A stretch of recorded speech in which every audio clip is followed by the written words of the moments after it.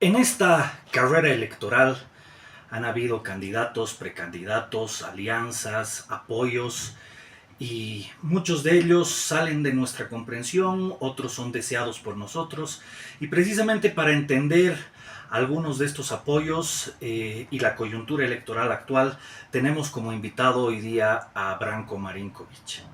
Sin más, les recuerdo que yo soy Jerko Garafulich, este es mi canal Sentido Común. Demos inicio.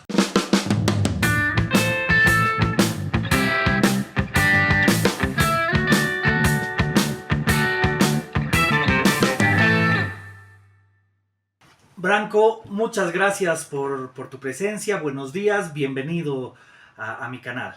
Muy buenos días, Yerko. Gracias por estar aquí. Realmente un placer estar en tu programa. Gracias, Branko.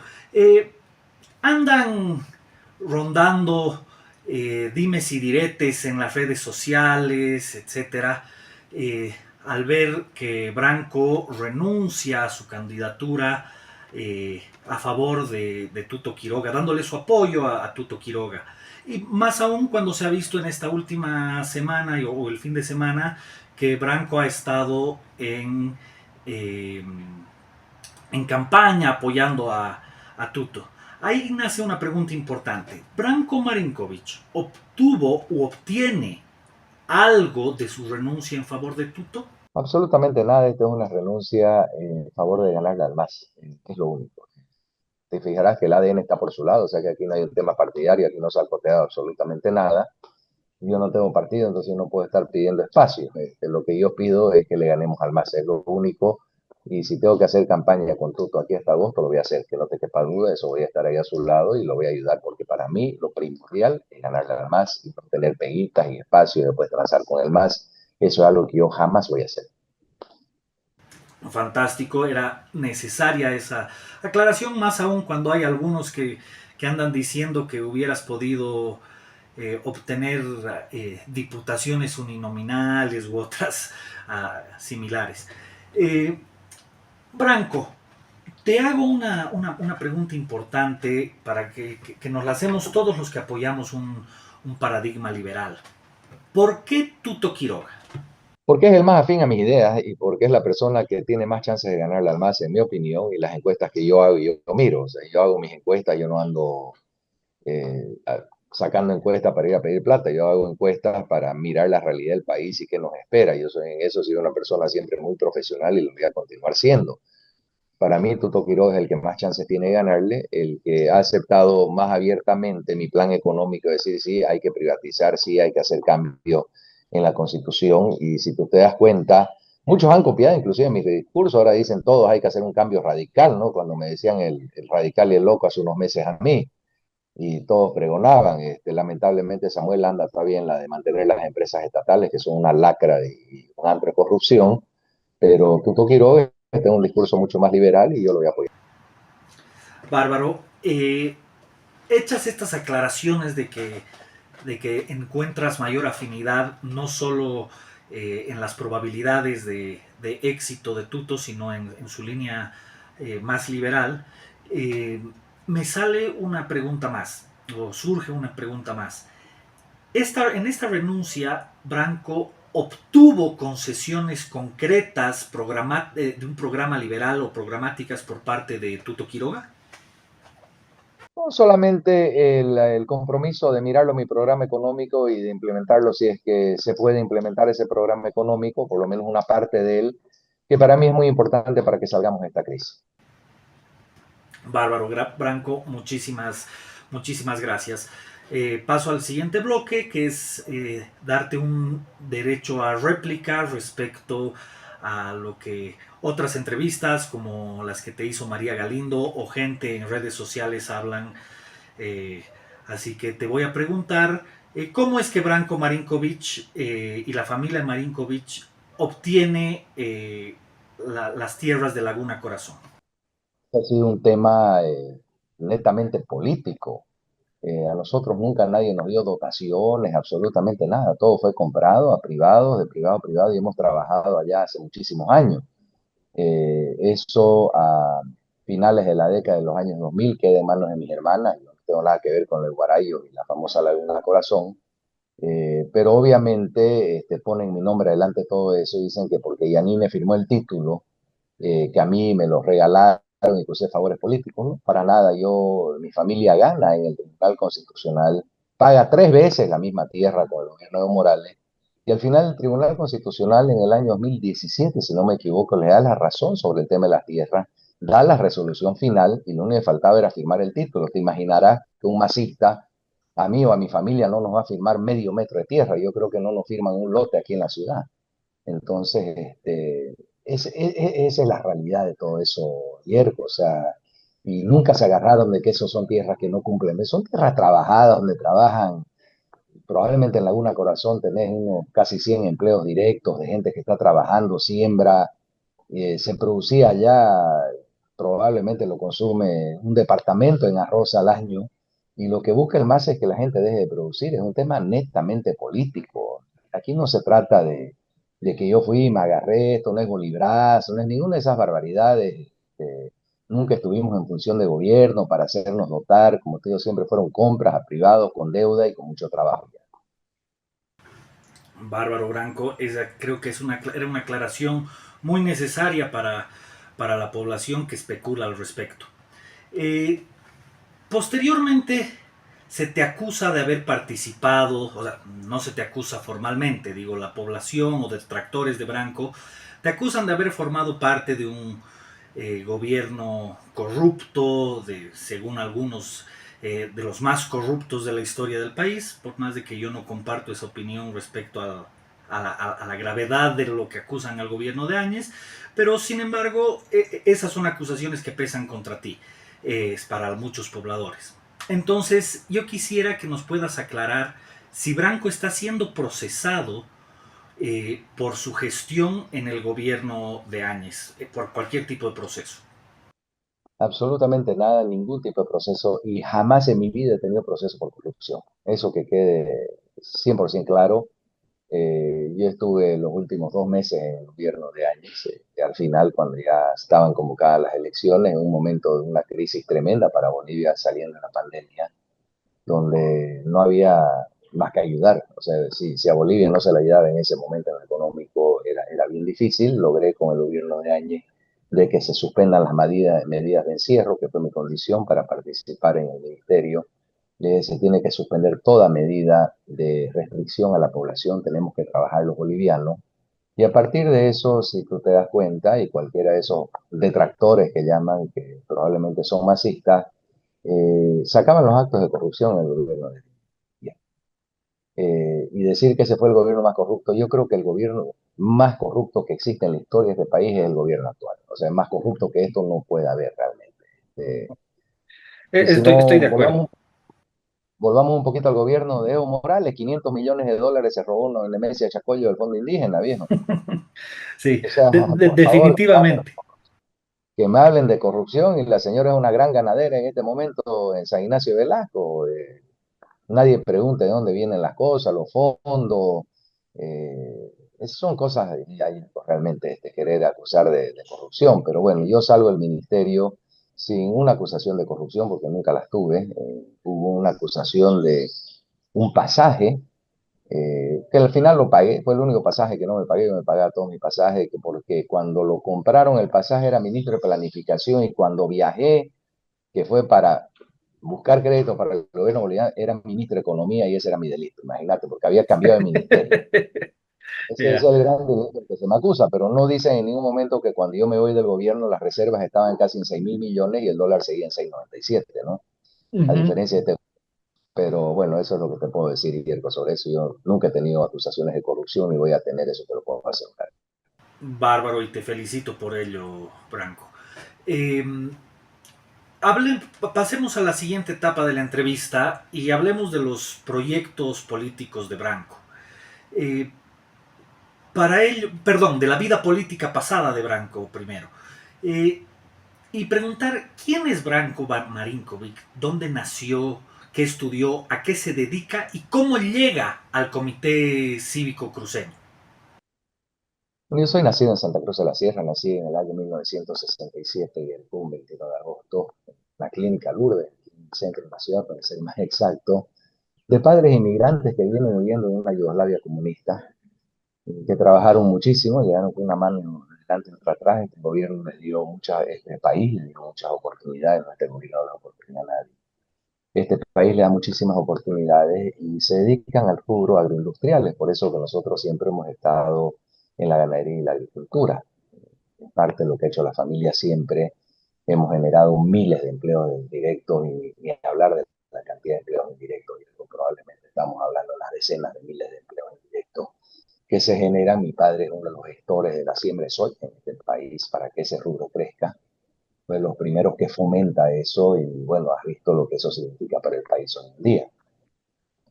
Yo estudio ingeniería electromecánica y posteriormente economía y finanzas en la Universidad de Texas y después vengo a Bolivia a trabajar. A mí me toca en la Federación de Empresarios como presidente ser director del Comité Pro Santa Cruz, justo en los momentos en que Bolivia había entrado en una etapa muy difícil, la caída de Boni, eh, momentos realmente difíciles para mí. Sí. Y ahí decidí entrar al comité y participar de la política, porque yo había visto el proceso de deterioro en Venezuela. Al tener empresa en Venezuela vimos lo que pasó con el chavismo y dije, esto es lo que va a pasar con Bolivia. Esta es la mano directa del famoso socialismo siglo XXI y hay que evitar esto a toda costa. Yo, si tú miras un video mío del año 2006, 2007, 2008, pronostico exactamente en la economía de lo que está ocurriendo hoy en día en Bolivia. Demoró más de lo que yo pensé porque había tanta plata del gas que estos bellacos ni robándosela toda pudieron destruir, pero destruyeron en el camino los cimientos del país, en el tema judicial, empresarial, han hecho de Bolivia un país imposible de trabajar. Dicen, no, es que aquí no hay oportunidades. No, oportunidades hay. Lo que pasa es que hay gobiernos que no te dejan tratar de Así abrir una es. empresa, de permiso, de hacer algo, es imposible. A mí me preguntaban el otro día, me decían, no, es que vos sos, pensás en Santa Cruz y el modelo cruceño. El modelo cruceño es nada más que la ausencia del Estado que hizo que este departamento crezca. Ahora con el Estado presente es el que prohíbe las exportaciones, prohíbe producir, ha quitado por completo el derecho a la propiedad privada en Bolivia, la Constitución de Evo Morales, la Constitución nefasta para la propiedad privada y para la gente. Gracias por tus respuestas, Branco. Tuvimos un pequeño problema con la comunicación, probablemente por el deficiente. El que ha hecho que tengamos el peor internet de Latinoamérica y el más caro. Así es, O sea, no tenemos combustibles, tenemos el peor internet, el más caro, tenemos una aerolínea estatal que vive en atraso. Eso es lo que ha logrado el MAS, ¿no? O sea, su obra, su gran obra maestra del masismo, del gurú de la economía, que era Luis Arce y el ideólogo de todo Evo Morales, han logrado que vivamos en un país realmente terrible en este momento. así es. Ahora, volviendo a tu gestión en el comité cívico, durante la época en la que tú eras presidente del Comité Cívico Pro Santa Cruz, se gestó la existencia de la media luna. ¿Cuál tu participación en la media luna y quiénes conformaban la media luna? Eran los prefectos recién electos, era la primera vez que se elegía prefecto. Yo estuve en huelgas de hambre para que haya elección de prefectos, para que no sean puestos a dedo por el Estado. Y obviamente se gesta esto en los departamentos más liberales, que más en contra estaban del MAS, que eran Tarija, en parte Chuquisaca, Santa Cruz, Beni, Pando. Obviamente Manfred en esas épocas era un poco más liberal y era contrario al MAS. No sé qué pasó en el camino, pero conformamos esta oposición al MAS. No era un separatismo, no era una media luna, sino realmente la oposición al masismo y a lo que querían hacer del país. Es lo de menos que le quieren llamar la media luna, el separatismo, el no sé qué, pero al final era un intento de mantener la democracia y la cordura en este país. De acuerdo, en mi opinión fue uno de los pocos verdaderos intentos de oposición durante todo el gobierno del MAS. Branco, ¿por qué se fractura la media luna o este bloque opositor? El MAS genera actos de violencia donde muchos de los actores se asustan, se van a un lado, salían con el gobierno, hacen sus pactos por detrás en el miedo que le tenían a Evo Morales y obviamente esto se fractura. Y Cuando yo salgo del comité, se inventan el famoso caso terrorismo, que fue una matanza en el Hotel Las Américas, nada más. Y obviamente con eso logran expulsarme a mí del país y ahí básicamente se acabó la oposición en ese momento, ¿no? ¿Y cómo es que algunos, si tú tienes idea, algunos de los que fueron miembros de la Media Luna terminan siendo funcionales al gobierno de Evo Morales? Lo que pasa es que el miedo, Yerko, es terrible. Entonces, ahorita hablar sobre quiénes fueron más o menos funcionales creo que no vale la pena. Creo que lo que tenemos que mirar es el futuro hacia adelante y sacarlo al más el poder. Si no sacamos al más, funcionales van a sobrar en estos momentos, como los hay muchos, como un Johnny Fernández, como lo fue Manfred en la época del censo. No te olvides que estaba del lado de Arce y lo defendía uña y diente el tema de que estábamos mal los cruceños. Pero bueno, eso al final el votante lo tiene que decidir este agosto. Y el si es que hay elecciones en agosto, que yo siempre tengo mis dudas con este gobierno. Siempre hay la expectativa de que puedan hacer cualquier cosa.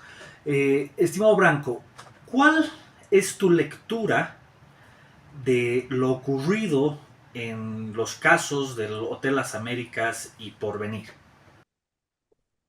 Eso fueron matanzas organizadas por el gobierno. Eso hubo participación activa del MAS, de cubanos, venezolanos, que estuvieron ahí, que prepararon esto para que hayan muertos. Lamentablemente, yo creo que en el caso de Porvenir también hubieron muy activamente funcionarios de Naciones Unidas que estuvieron ahí metidos para lograr este cometido que se tenía. Y bueno, el gobierno lo logra. El Hotel Las Américas fue un caso grosero que creo que a Evo Morales lo va a perseguir el resto de sus días, porque no te olvides que ese es un caso que en la Corte Interamericana de Derechos Humanos ya se ha tomado como que fue una ejecución sumaria. El Uh -huh. momento que ahí se genere cualquier sentencia de pago, daño, reparación por este tema, va a generar un precedente jurídico que abrir las puertas para que en Europa lo enjuicien Evo Morales por estas muertes, al igual que a Pinochet lo corrieron y lo corrieron hasta que al final terminó encerrado en Chile por el tema de la muerte de un español. Aquí hay 3 europeos que fueron asesinados a sangre fría en un hotel, todo preparado, Yerko, para matar gente. Y eso, lamentablemente, en algún momento lo va a tener que pagar el gobierno del MAS, porque ellos fueron los que cometieron estos crímenes. De acuerdísimo. Eh, para terminar este bloque de la entrevista, ¿por qué Branko Marinkovic se exila de Bolivia? ¿Lo exilan o se exilia él por voluntad propia y por qué?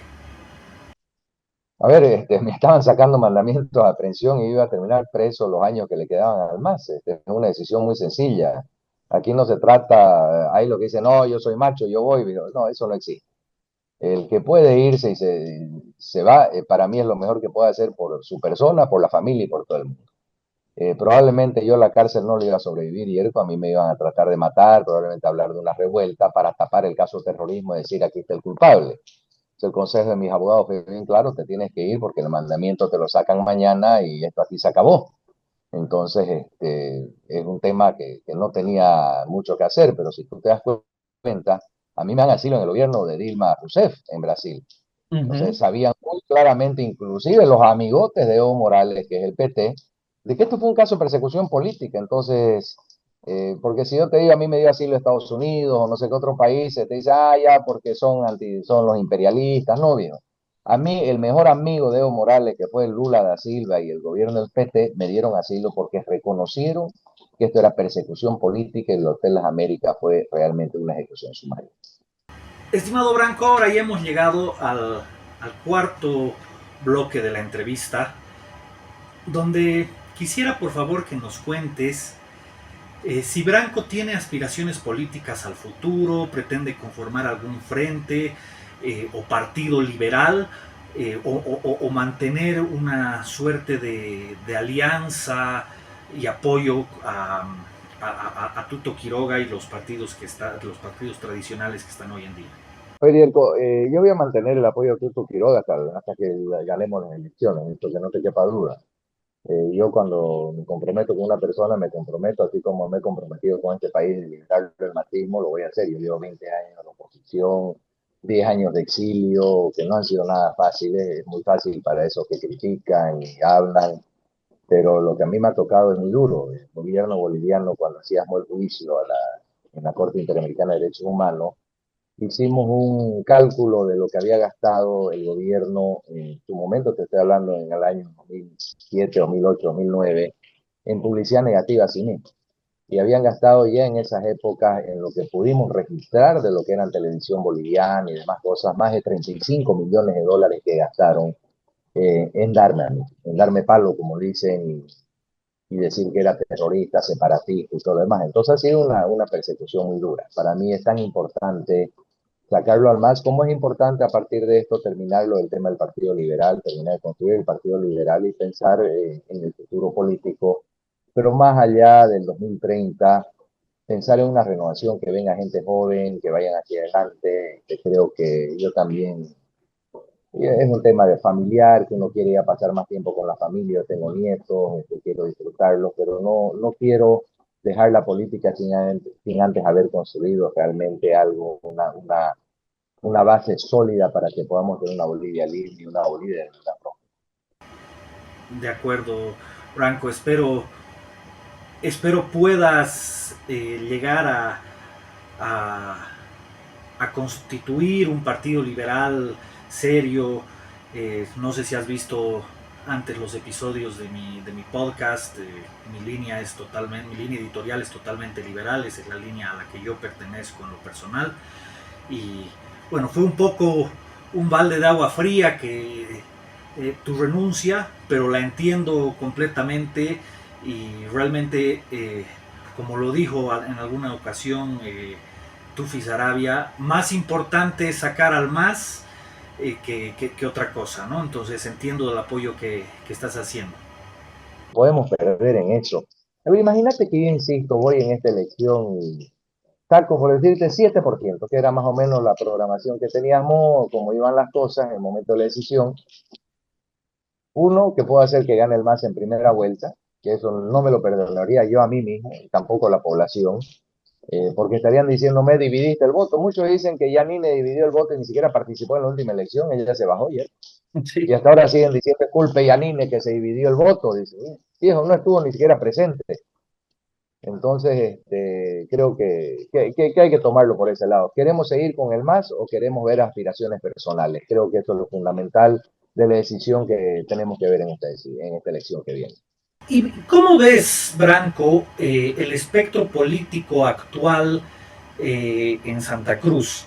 ¿Está dividido? ¿Está más a favor de algún candidato? ¿Cuál es tu lectura del espectro político en Santa Cruz? Pero creo que Santa Cruz en general está a favor de Tuto Quiroga, no de Evo Morales, no, ya creo que ha muerto. Y el MAS tiene su votación, pero más que nada hay muchos que están buscando sus espacios y pensando en las subnacionales, lo cual para mí es un gravísimo error pensar en las subnacionales si perdemos la elección nacional. Perdemos la elección nacional, viejo, y que se olviden de las subnacionales y lo que pueden ir adelante, pues no va a quedar país.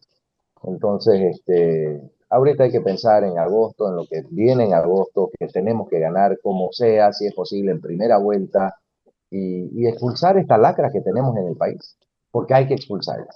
Y hay que hacer una oficina anticorrupción dedicada a nada más que seguir y ver dónde se han llevado de la plata estos bellacos delincuentes, y esa plata traerle vuelta a Bolivia para los programas sociales. Eso es exactamente lo que hay que hacer. A mí no me interesa que estén presos, a mí lo que me interesa es que devuelvan todo lo que se robaron estos mafiosos masistas que están en el poder hoy en día.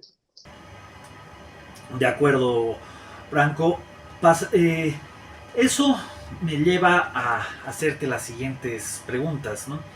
Si tú hubieras podido ser presidente en estas elecciones con un apoyo parlamentario suficiente, ¿qué, qué tratamiento le hubieras dado o le darías a la actual constitución política del Estado? ¿La modificarías o la anularías? Mira, eso es una decisión que hay que tomar si se anula o se modifica, pero de que hay que cambiar esta desgracia que nos ha dado el MAS, eso no tenga duda, eso hay que hacerlo.